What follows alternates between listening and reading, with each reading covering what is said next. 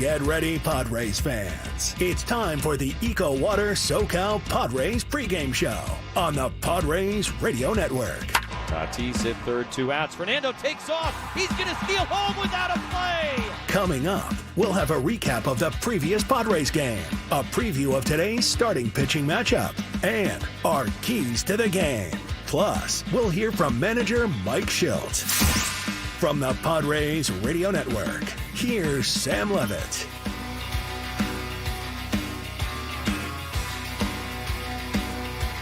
San Diego Padres baseball coming up on 97.3 The Fan and the Padres Radio Network.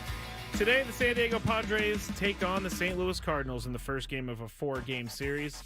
Our starting pitching matchup for today, for the Cardinals, right-hander Kyle Gibson, and for the Padres, right-hander Randy Vasquez. It's not Sam Levitt today. It is me, Matt Scraby, with you here in the Odyssey Studios. We're going to get you set up before the game tonight, the first of a 4-game series between the Padres and the Cardinals in St. Louis.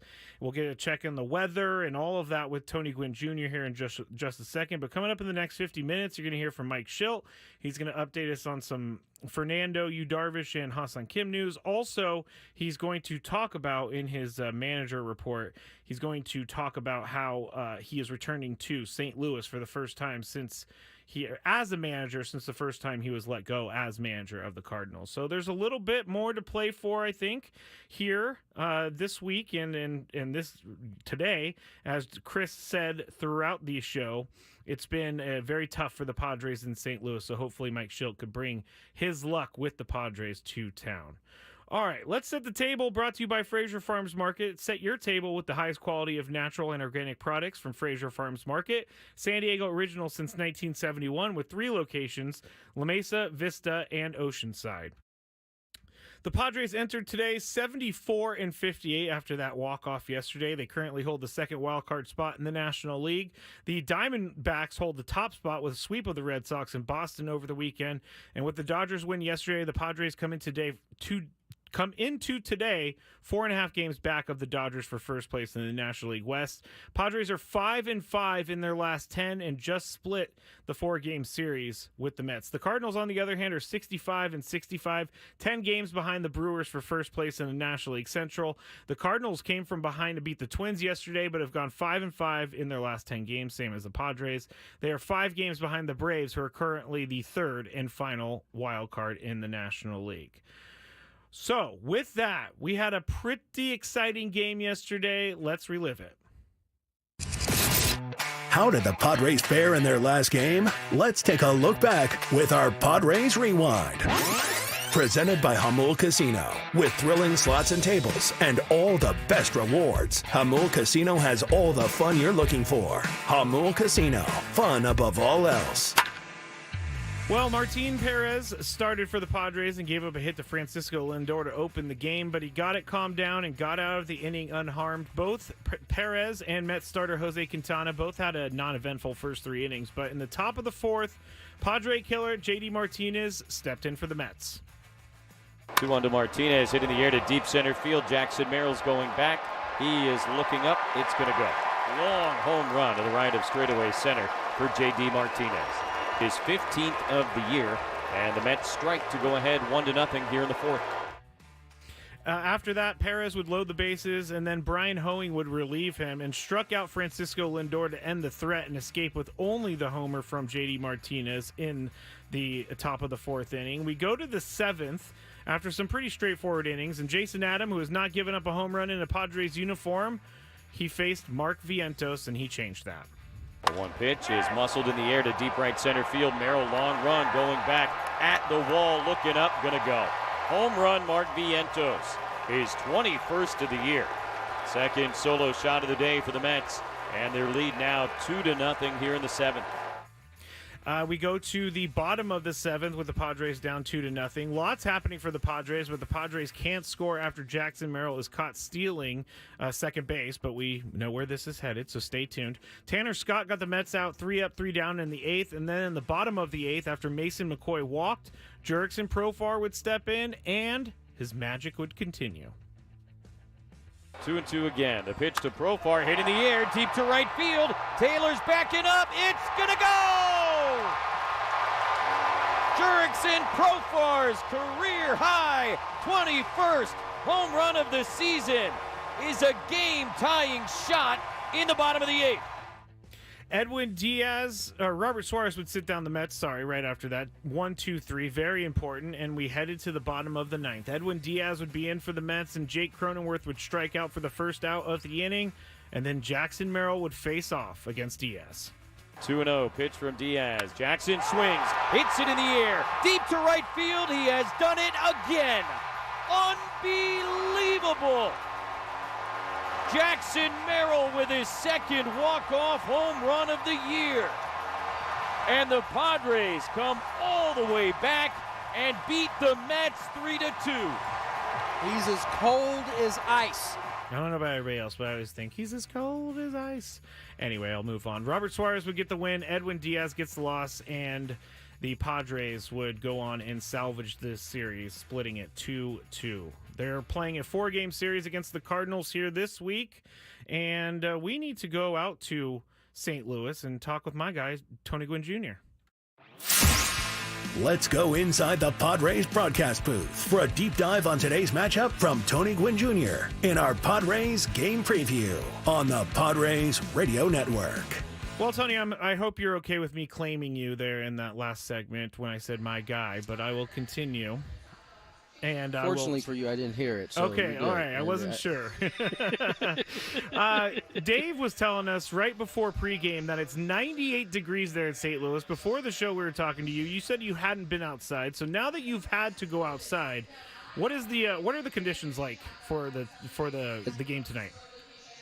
First of all, it's not a surprise that Dave Marcus is complaining about the heat. He doesn't like being hot at all. But more importantly, it's blazing outside. It's actually not that bad. The sun's starting to go down, so it's a little bit better, but it's awful. Just plain and simple. I know you don't like playing in the cold, but are you okay playing in the heat? Or oh yeah, okay. So I think all players would rather play in the heat because it's just easier for the body to get loose. There's less you have to do in terms of getting your body ready. It's just kind of when you're playing in an oven. Pretty easy to get the body in the right place, and I'm sure these guys would much rather be in this heat than be in extremely cold temperatures for sure. All right, let's move on to some of the hard-hitting questions. Like, this team right now in the stretch run of the season is getting some big performances. So how much does a team feed off something like what Jackson Merrill and Jurickson Profar did yesterday? I think if you've been watching the Padres all season long, as we have, you can tell they feed off it in a major way. I mean, I don't know that these guys were surprised at anything that happened off of the bats of Jackson Merrill and Jurickson Profar yesterday. If you go and look at those replays as he's turning to him, Profar in particular, those guys don't look like they expected anything different. And it's just something about a team that, specifically this one, that they just seem like they got some magic about them that you really can't explain or account for. You can just feel it, and especially when you get in those late innings, that's when they do their best work, it seems. Chris and I were talking about this before the show, but we don't ever really talk about how Jackson Merrill has hit some of these had some of these big hits against some of the better names in the league. Yesterday it was Edwin Diaz, then Mason Miller of the A's earlier this year, David Bednar of the Pirates. Major league pitchers are major league pitchers, I know that, but is there anything to who he is hitting these homers off of? No, because he's Jackson Merrill. I mean, I get it. He's a rookie, and this is the first season he's done this, and what his career will look like moving forward, I don't think we can say with any certainty, but what we can say is that what this year has shown you is that it doesn't matter who's on the mound, whether it's a starter, a mid-relief, or a closer. Jackson Merrill can elevate his game when he needs to. And quite frankly, he's been the same guy all season long. I think the difference now is that he's added a few more homers to the mix, and he's done it in such a fashion that it's forced, I would argue at this point, a nation to kind of pay attention to what he's doing. And so I don't think it's mattered really for him all season long. All he's done has been tested and passed whatever said test has been put in front of him all year long. Last one for me, Tony. Mike Shildt, manager of the Padres, returning to St. Louis for the first time as a manager. Do you think there's anything extra here for him, or is it just business as usual? He'll tell us it's business as usual, but I don't believe him. There's no doubt that he wants to come in there, and he would love nothing more than to take all 4 of these games and head on to Tampa Bay and make it as business as usual as possible. But I would imagine the considering he spent a whole lot of time in this organization, got to manage this team and kind of bring him back from the depths at one point, and then to be let go the way he was, I would imagine that this means something to him. And so I wouldn't expect him to tell us any differently. The team's going to go out and perform the way they have, but I think if they can get some wins, these will mean a little bit extra to him, I think. All right, Tony, good luck staying cool out there, and have a good call with Jesse tonight. Good luck to you, brother. Thank you. Thank you. I will take all the luck that I can get. That was Tony Gwynn Jr. out there in St. Louis joining us. Thank you to him for doing that. All right, it's time to take a break. On the other side, we're going to hear from manager Mike Shildt in his pregame. We're going to talk about who's hot, who's not, and a lot more throughout the show. Thanks for listening. I'm Matt Scraby, and this is the EcoWater SoCal Padres pregame show on 97.3 The Fan.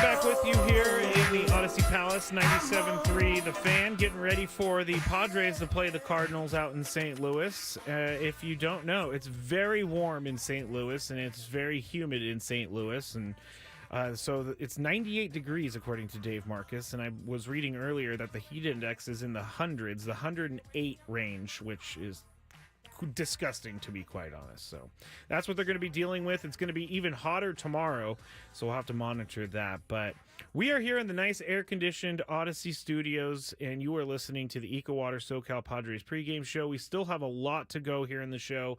You're about to hear from Mike Schilt and hear about what he said about returning to St. Louis.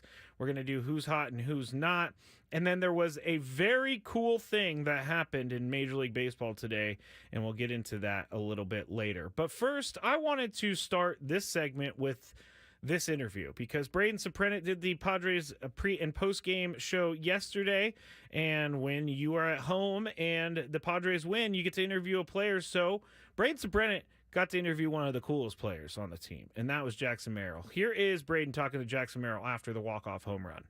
Braden Suprenant here with Jackson Merrill, just the walk-off home run for the Padres. Jackson, you've had some pretty impressive home runs the last couple of weeks. How'd that one stack up? How'd that one feel? No, that was great. Going on the road, try to get a little win at home, take some energy on the road, and we came back, fought in that one, so it was great. How'd that feel with the front of the crowd here at Petco Park? I mean, you've had your second walk-off winner here at Petco now in terms of a home run. Energy blew off this place. Yeah, no, the cap came off, and that's unreal. The fans here, they do it all for us. They bring the energy, especially when we're down.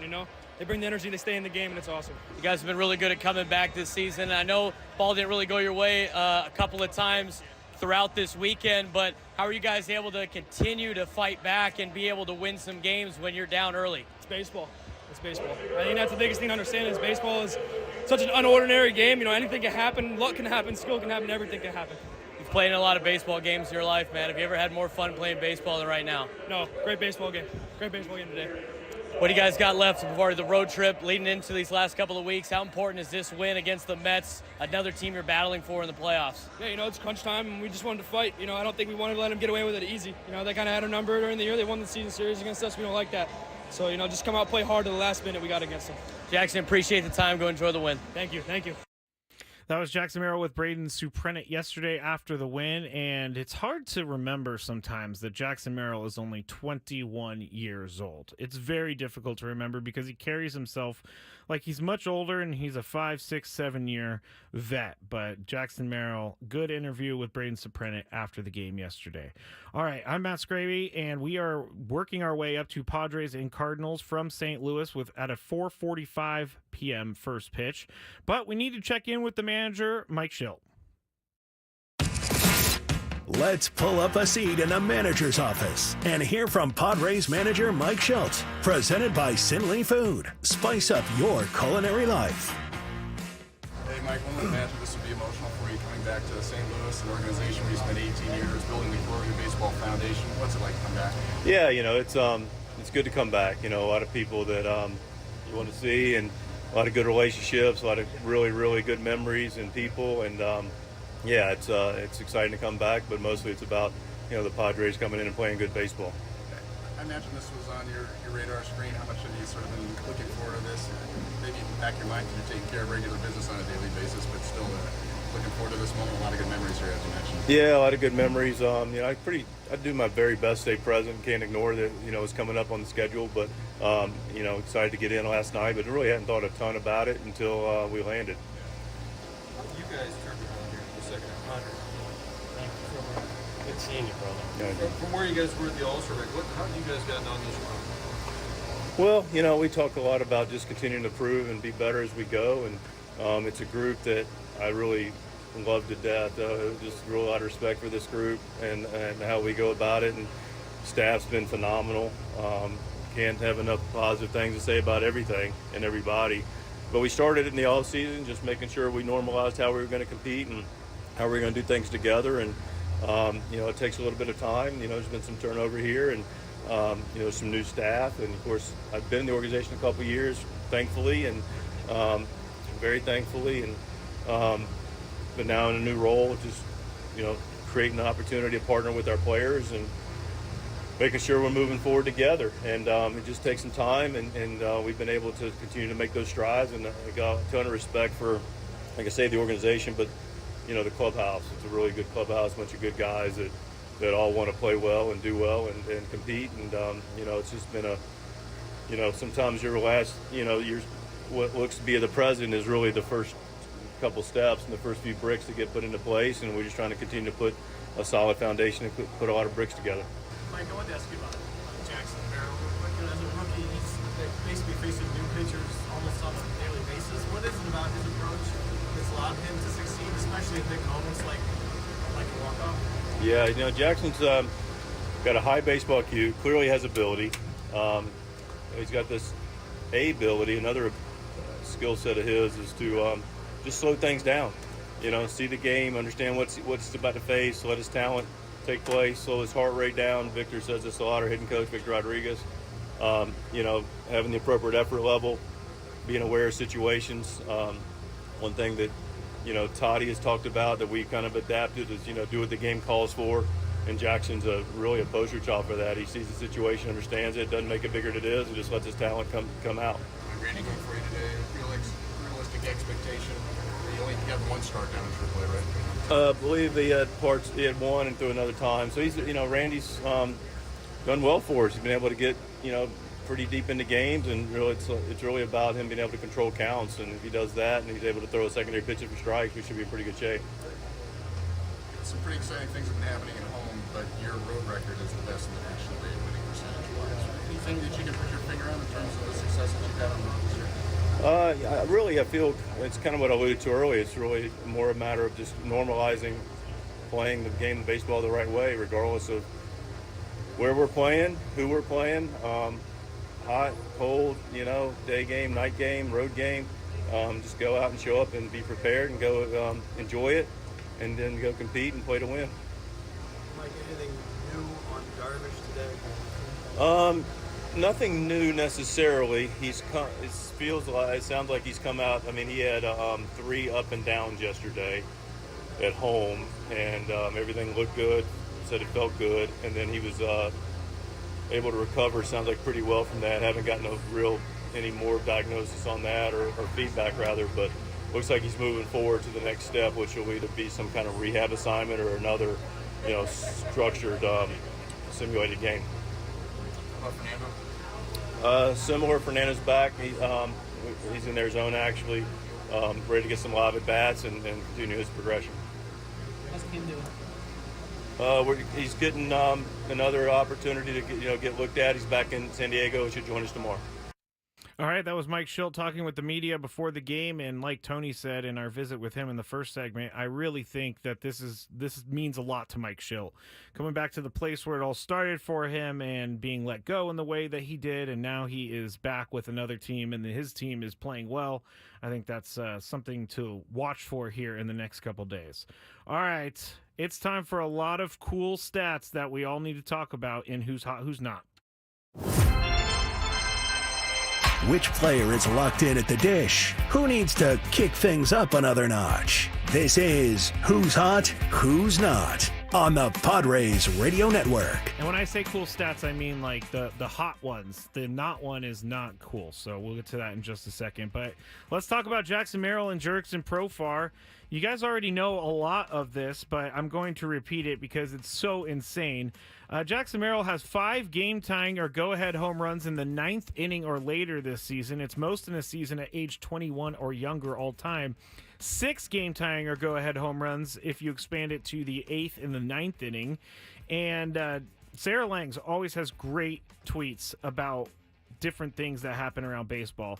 She tweeted, Jackson Merrill has 6 game-tying or go-ahead home runs in the 8th inning or later this season, tied for most in a season at age 21 or younger since 1900 with Frank Robinson in 1956. So someone you definitely want to be mentioned with when you are doing things like Jackson Merrill has been doing all season long. If you look at the Jackson Merrill late and close stats, according to Baseball Reference, late and close are plate appearances in the 7th inning or later with the batting team tied, ahead by 1, or the tying run at least on deck. Basically, it's a high-pressure at-bat. Jackson Merrill is batting .333, 14 for 42, with a 1.158 OPS in late and close situations. His OPS is 8th highest in the majors, 3rd highest among those with at least 50 plate appearances in late and close situations. So the meaning of that, Jackson Merrill is very, very, very clutch. Now, on the other hand, Jurickson Profar, he, across 66 plate appearances in late and close scenarios this season, he is hitting .444 with an OPS of 1.457, which leads baseball in late and close situations. So those are the two guys that you want up at the plate if you're the Padres. Jurickson Profar and Jackson Merrill. Jurickson Profar, I can't even believe his slash line is 444, 546, 889, which is just video game numbers for that. So Jurickson Profar, the most clutch according to OPS in baseball, 1.457. In the not category, the ones that aren't cool, the Padres are 1-2 against the Cardinals this season. They're 85-170 against the Cardinals on the road in their franchise history. And further, Padres have gone just 1-9 in their last 10 games at Busch Stadium. And their last regular series win was at St. Louis was from April 5th through the 7th, 2019. They took 2 of 3. The Padres and Cardinals play one another for the second time this season. And as I already stated, that the Cardinals have won that series 2-1 from April 1st through the 3rd. So a lot of stuff has happened since then, but still the Cardinals are leading the season series with the Padres. All right, we are moving our way through the EcoWater SoCal Padres pregame show here on 97.3 The Fan. I'm Matt Scraby, and I think this next story is pretty awesome. What's the latest information you need to know in the world of Major League Baseball? Sam Levitt takes you around the horn on the Padres Radio Network. Well, Boston Red Sox catcher Danny Jansen made baseball history today by becoming the first major leaguer to play for both teams in the same game. The unusual feat became possible after the June 26th game between the Red Sox and Blue Jays, which was suspended by rain. Jansen played for Toronto at the time, but was then traded to Boston on July 27th. And today, Jansen substituted for Reese McGuire at catcher when the game resumed in the second inning. McGuire was DFA'd when the Red Sox acquired Jansen. So batting 7th in the lineup, Jansen popped out to first base in his first at-bat, officially going in the record books for something no other MLB player had done before, and that is play for two teams in the same game. He later got Boston's first hit of the game with a single to center field in the 5th inning. So, like I said earlier on the Gwynn and Chris show, Danny Jansen can hold that close to his heart for the rest of his life. I think that's kind of cool. The Nationals are calling up their top prospect, Dylan Cruz. He's going to be making his Major League debut tonight after he was called up this morning. His arrival to the Nats has been highly anticipated since he was selected out of LSU with the number 2 overall pick in the 2023 draft, Washington's highest selection since Bryce Harper, who was number 1 overall in 2010. And Dylan Cruz is the Nationals' number 1 ranked prospect, according to MLB Pipeline, and number 3 in all of baseball. So some of those prospects that the Nationals got back from trades are starting to make their debuts and starting to come together. So those are the notes from around baseball. All right. I'm Matt Scraby. This is the EcoWater SoCal Padres pregame show on 97.3 The Fan. We still have a couple more things to go, which would be, we have an injury report, which we kind of have already heard, but I'll update you again. We have keys to the game, and we have our pitching matchup preview, which is later in the pregame show. So stick with me. Back here shortly. I'm Matt Scraby on the EcoWater SoCal Padres pregame show on 97.3 The Fan.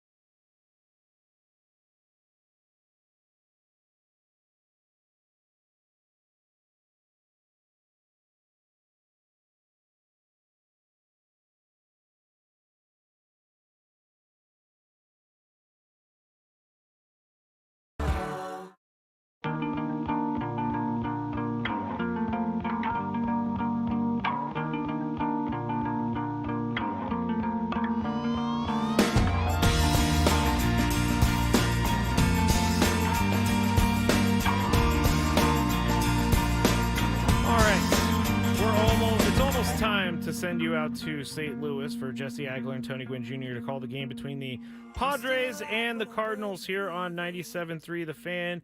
Just finishing up some more notes for later in the pregame show. We have the pitching previews to go. We also have keys to the game, but we need to update you on some of those injuries. Who's in? Who's out? This is the Bada Fulkerson Injury Report, presented by San Diego's Bulldog Injury Attorneys, who hope you're never in an accident. But if you are, make Bada Fulkerson the first call you make. Hit him up 24/7 at badafulkerson.com. It's going to surround about what Mike Schilt was asked about earlier. Hassan Kim, Fernando Tatis Jr., and Yu Darvish. So I'm just going to bring it back for you. The Padres got positive news regarding Fernando Tatis Jr. and Yu Darvish over the past 4 days. Tatis sprinted in the outfield last week, then took batting practice with the team for the first time on Friday. He's in Arizona taking live batting practice now, so he's eyeing a September return. Chris's prediction of possibly the first week of September may look good, but we will hold out until we officially know that Fernando's coming back. Darvish, meanwhile, was reinstated from the restricted list with a plan to return in September as well. He appears to be on track because yesterday he threw 3 simulated innings at Petco, facing hitters from the Padres Single-A affiliate in Lake Elsinore. He recorded 13 outs and didn't allow anything resembling a hit. So if that tells you anything, Yu Darvish is in top form right now. Both Tatis and Darvish still have some work to do before they return, meaning the Padres must sustain another couple weeks without the duo, but it's going to be a clear boost to the stretch run of this season. Also, Hassan Kim is joining the team in St. Louis this week. So he did not travel with the team, but he will be with the team very, very soon. That's all Mike Schilt had to say about him. And it's really nice to be able to report on that as the injury report, because that means we're not talking about serious stuff. All right, baseball had a lot going on today, so let's check out and see what happened around the league. Let's take a trip around the Bigs and tell you about the scores you need to know in our out-of-town scoreboard. Presented by Jensen Meat, where great taste meets integrity. We're going to start with some of the games that are already final, and the first game of the 2 games between the Red Sox and the Blue Jays. The Blue Jays go on to win that game 4-1. The final between the Royals and the Guardians, a makeup of a June 5th game between the two. The Royals end up winning 4-3 over the Guardians, putting some pressure on them. And in the second game of their doubleheader today, the Guardians are up 3-1 in the top of the third inning over the Royals. Just finished the second inning in Pittsburgh. The Cubs are on top of the Pirates 2-0. They just finished also the second inning in Philadelphia. The Phillies and the Astros are tied at 0-0. The Astros, though, in the first 2 innings have committed 2 errors already. We'll see where that goes in the postgame. Yankees and the Nationals are in the bottom of the second right now. The Yankees 1-0 over the Nationals. The Nationals fans gave Juan Soto a nice ovation as he came to the plate as a Yankee. And let's see. The Braves and the Twins are playing tonight. That is just getting started right now, so no score. Also, the Tigers and the White Sox are going to be playing tonight, so that has not started, no score. Rockies and Marlins at Coors Field has not started, and the Rays are visiting the Mariners in Seattle, and that has not started either. So those are the games that are happening around baseball right now. It's a good night for the Padres to win and catch up a little bit with the Diamondbacks and the Dodgers both not playing tonight. All right, what do I think needs to happen for the Padres to win tonight? How will the Padres unlock a victory in today's game? These are the keys to the game. Presented by Honor Buick GMC Hummer in National City. The first key to the game is going to sound kind of weird, but stay cool. It's supposed to be really, really, really hot out there in St. Louis. Dave Marcus reported before the game that it was 98 degrees there with a heat index over 100. So it may sound like I'm joking, but I'm not. This is something that the Padres don't deal with often, this type of heat. So they need to stay cool, stay hydrated. Number 2, forget the past. The Padres are 85-170 when playing in St. Louis. The last winning season against the Cardinals, regular season series against the Cardinals, was in 2019. The Cardinals lead the season series 2-1 this season so far, as we talked about earlier. Number 3 is keep doing what you're doing and swinging the bat. San Diego batters have Major League Baseball's lowest strikeout rate and the lowest swing and miss percentage in baseball. Their 869 strikeouts are the fewest in Major League Baseball. So keep swinging and not striking out. Their strikeout rate is 17.5%, which is the lowest. And the swing and miss percentage is 20%, which is also the lowest in baseball. So they're not striking out a ton this year, which is very nice. All right. We got all that in. It is time to head to our final break before we go to St. Louis. I'm going to tell you what to watch for. I'm also going to preview the pitching matchup. I'm Matt Scraby. This is the EcoWater SoCal Padres pregame show on 97.3 The Fan.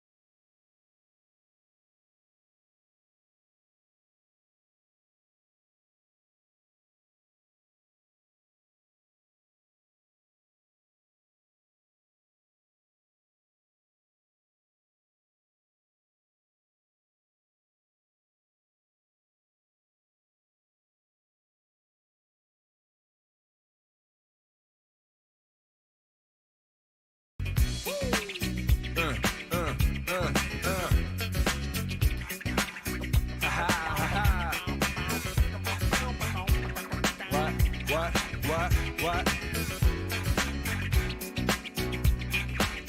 All right, I should probably get talking because I have a very limited amount of time, but that song is one of my favorites right there. Matt Scraby here with you on the EcoWater SoCal Padres pregame show, 97.3 The Fan. Get you set for this first game of the series between the Padres and the Cardinals. It's the first of a 4-game series between the two. Kind of weird to have the Padres playing back-to-back 4-game series against teams that are not in the National League West, but hey, that's what they got in front of them, and so they are going to have to deal with that. With that said, I think it's time for us to talk about what I am watching for tonight. What's the one thing Sam Levitt will be keeping his eye on in today's game? This is What to Watch For. Presented by Genesis Home Improvements, San Diego's trusted painting, roofing, and window company. Save 15% today on a new beginning for your home. Visit GenesisHomeImprovementsSD.com. And we've already talked about it multiple times today, but I am watching to see what happens when Mike Shildt returns to St. Louis as manager for the first time of another team. He was the 2019 Manager of the Year for the Cardinals. People and fans, all of the above, were upset when he was let go from the team, but he has found his way to becoming the Padres manager and putting together, some say, a Manager of the Year campaign this year. So I am really curious to see how the crowd reacts to Mike Shildt returning, if there is any reaction at all, because once he left, the Cardinals have gone into a little bit of disarray since then. So we'll see what happens there, and that's what I'm going to be watching for. Okay, almost time to go out to St. Louis, but first I need to tell you about what's going on with the pitching matchup. Let's take a look at who's on the bump today with our starting pitching preview. Presented by Chimney Sweeps, Inc., San Diego's trusted chimney and fireplace service company for 40 years. Call Chimney Sweeps, Inc. at 1-800-CHIMNEY or book an inspection online at chimneysweepsinc.com. Padres right-handed pitcher Randy Vasquez is thrown for them today. He's 25 years old. He started 17 games for the Padres this season. After being sent down just maybe a month ago, he started 2 games for El Paso, and he lost both of those. He's also given up 6 runs and 4 runs in those starts, respectively. So not what we wanted to see, but he is back, and he is going to be starting for the Padres. 1 out shy of his 5th quality outing August 8th at Pittsburgh. He took the ball for his 17th start of the season in that game and his first of his career versus the Pirates.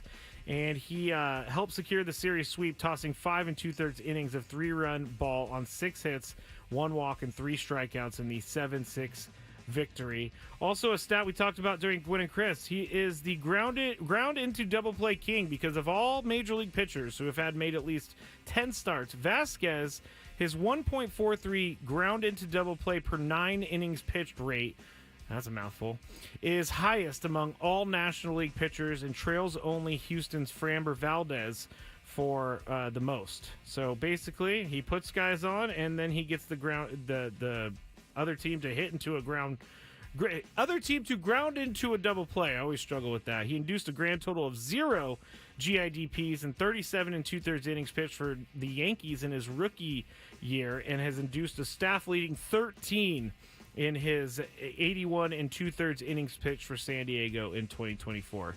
His 2024 record, he's 3-6 at the big league level, 4.63 ERA, 81 2/3 innings pitched, 53 strikeouts, and he has a 1.51 whip. His last 7 big league starts, 3.97 ERA, 34 innings, 15 earned runs given up, 10 walks, 22 strikeouts, and a 1.26 whip. So Randy Vasquez, to me, is someone who goes out there and he's going to give you a good start and keep you in it. His arsenal, in order of most used: 4-seamer, curveball, sinker, cutter, changeup, and very rarely, but sometimes, a sweeper. So that is Randy Vasquez. On the other side, right-handed pitcher Kyle Gibson is going to be throwing for the Cardinals. He is 36 years old. He is in his 12th season. He was a first-round pick. He was a first-round 22nd overall pick in 2009 by the Minnesota Twins. So far this season, he's 7-5 with in 24 starts, 4.22 ERA, 126 strikeouts, 52 walks, and his batting average against is .259. In his last 7 starts, he's only received a decision in 2 games, going 0-2 in those 2 games, 4.89 ERA, 38 2/3 innings pitched, 1.53 whip, and 33 strikeouts. His arsenal, in order of usage: sinker, sweeper, cutter, 4-seam fastball, changeup, and curveball. So that's what the Padres are going to be facing tonight, and that is the pitching preview. I'm Matt Scraby, and this is the EcoWater SoCal Padres pregame show here on 97.3 The Fan.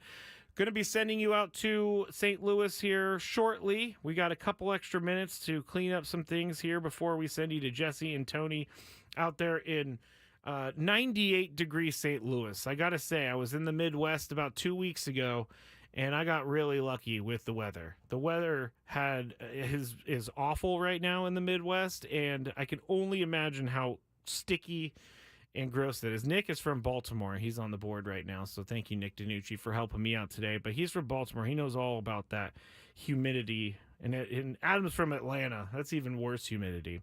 But that's what they're going to be dealing with tonight. And Padres are coming off a big win. You have to think that they're going to carry this forward. You have to think that they're going to continue to do what they've been doing all season long, which is keep games close and win those close games. I mean, Jackson Merrill, here, if you weren't with us a little bit earlier, here are some of the stats that he's had this year.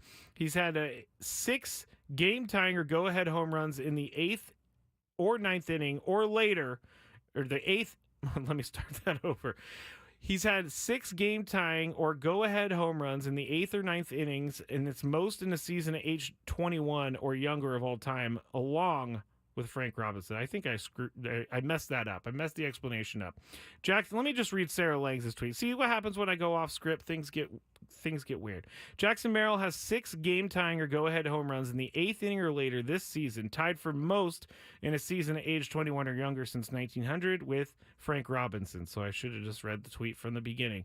On the other side, Jerks and Profar, he has the highest OPS in late and close situations in baseball, 1.457 OPS. He's hitting .444. That's his batting average across 66 plate appearances in late and close scenarios this season. So Jerks and Profar has been more than clutch. Jackson Merrill has been more than clutch for the Padres this season, and it would be hard to believe where they would be at without either of those guys. All right, we're going to send you out to St. Louis, but first, you've been listening to the EcoWater SoCal Padres pregame show on the Padres Radio Network. EcoWater SoCal, your water should be perfect. Find them online at EcoWaterSoCal.com. I'm Matt Scraby. Thanks to Nick DiNucci. I'll be joining you on the postgame show, but here we're going to St. Louis. Jesse and Tony with the call.